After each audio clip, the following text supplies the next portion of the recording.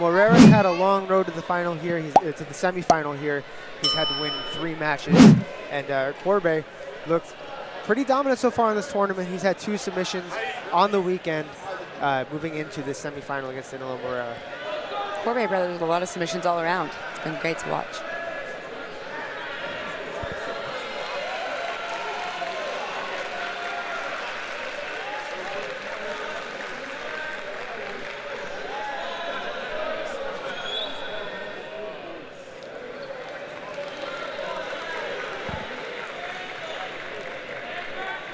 Double guard pull here. No one has come up yet for the advantage until, it's not counted as a double guard pull. It's counted as a guard pull by Corbe. So that puts Danilo with a 2-point lead and a nice toe hold here. We can see there is some torque because of the defense of Corbe being forced to roll through.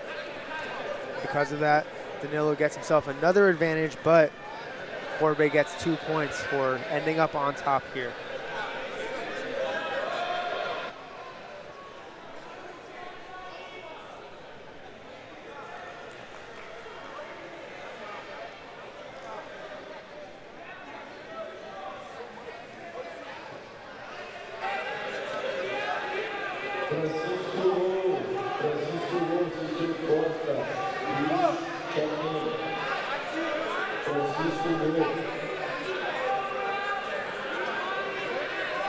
Nice hip control here from Corbe. I really like the use of that right hand draped over the hip.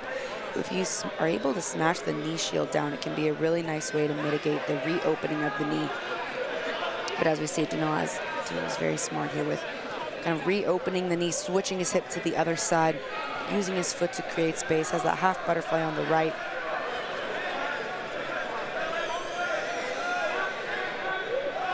Interesting pass off there by Corbe. He had the ankle in his right hand, used his left hand to push the foot in a different direction, and then re-grabbed with his right hand in a different fashion on the top of the foot.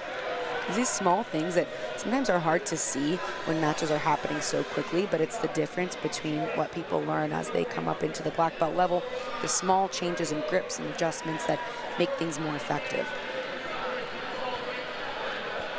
Deandre throughout this tournament has been so fluid in his ability to chain attacks together, using different directions, using different approaches, using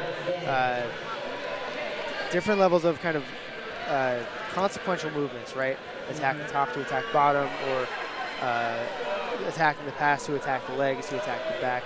Really just confusing his opponent, and most importantly, I think, countering whatever his opponent does with a better level of offense.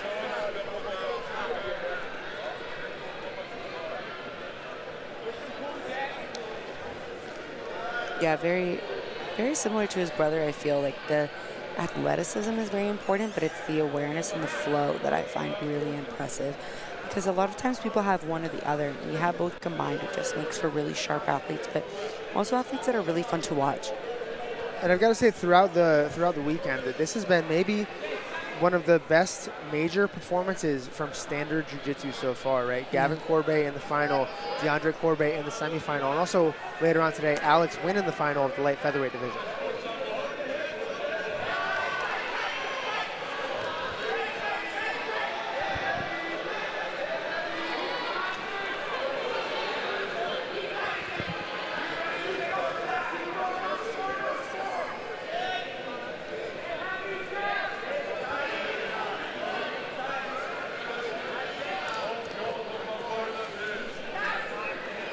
Yeah, nice pressure and closing space by Corbe, but again, we can see a little bit of difference in the energy, right? Because Corbe knows the pressure is on, Danilo knows he has that advantage lead. So even though both athletes look like they're doing fairly similar amounts of effort and initiation, there is a slight difference that's very, very apparent due to that advantage. Although now he needs to be careful, because this could very easily lead to not only a pass or a back take, but an advantage score for Corbe at a minimum.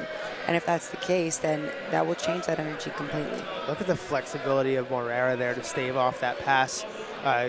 Corbe in this match facing an incredibly flexible guard in Danilo Moreira. In the last match, the guard Corbe was up against was the very strong post-heavy guard of Rodrigo Francione. He was able to get through that. let's see what he can do against Moreira's flexibility.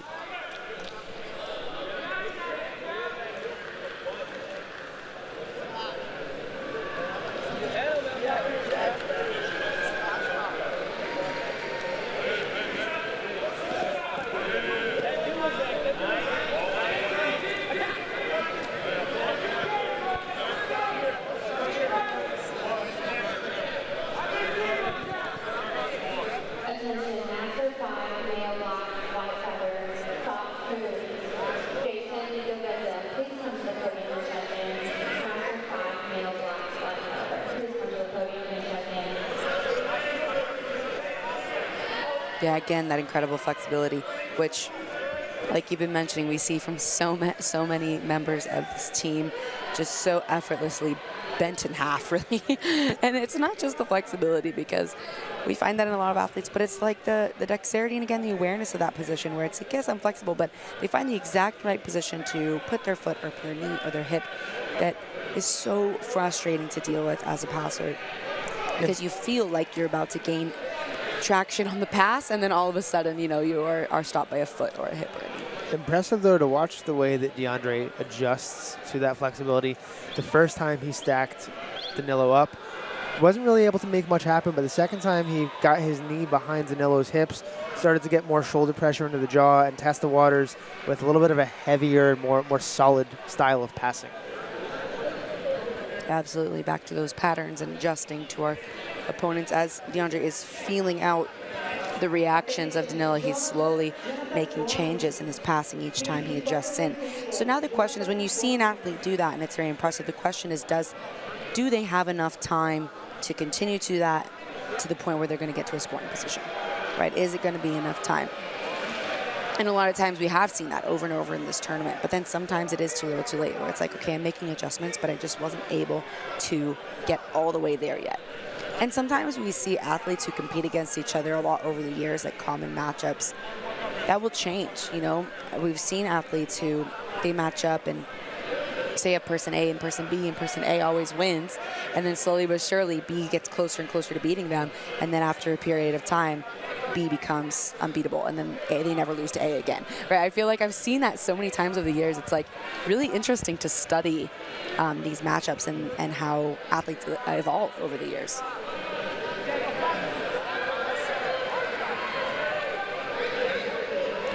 Deandre now taking a look to see if he can crack the code of Danilo Moreira's guard.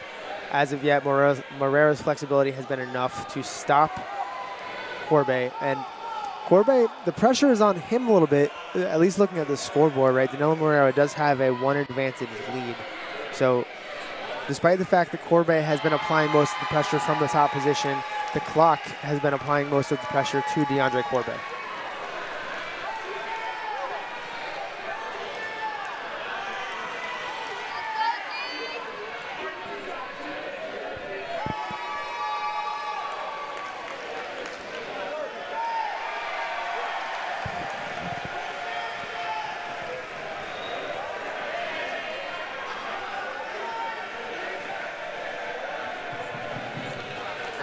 Less than 2 minutes here now, and again, Corbe is making good progress, but look at the composure of Danilo. He hasn't really looked phased at all, and during any of these pass attempts, his legs are fully still engaged and inside. We haven't seen a close enough attempt to warrant an advantage. So the pressure is on, but it's not quite close enough positionally. Now entering a new position of his own, Danilo might start to become a little bit more offensive from here. We've seen in the past that Corbe does have a competent leg attack game. I'm wondering why he's holding off on those leg attacks. I feel like something like that could give him an advantage. Maybe he's insisting on passing this guard because he sees a hole. But given the way that Moreira has been able to keep his guard composed and to recompose it, maybe. Yeah, this is interesting here, because I think that you're right, Corey. I think that he feels so competent in the leg positions, but he saw an opening for the pass, saw a hole that maybe we didn't see. He was able to get to the leg drag. But again, Danilo's composure prevented that leg drag entry, and now we see a very different approach off to a Kimura briefly. With 30 seconds on the clock, though, Corbe has to make something happen in order to capitalize on the pressure he's been putting on. We look at a heel hook And here. just like you predicted, Big right arch. in here on the this legs. should earn him an advantage at the very least. And he gets the tap. Deandre Corbe with 15 seconds remaining on the clock. Stays perfect. Right at the end. Both the Corbe brothers will move ahead to the final, both with submissions. And Standard looking good today with 3 finalists to the semifinals with a victory over Jed Hugh. Who was that win over with Gorezy? I couldn't see the other side of the mat.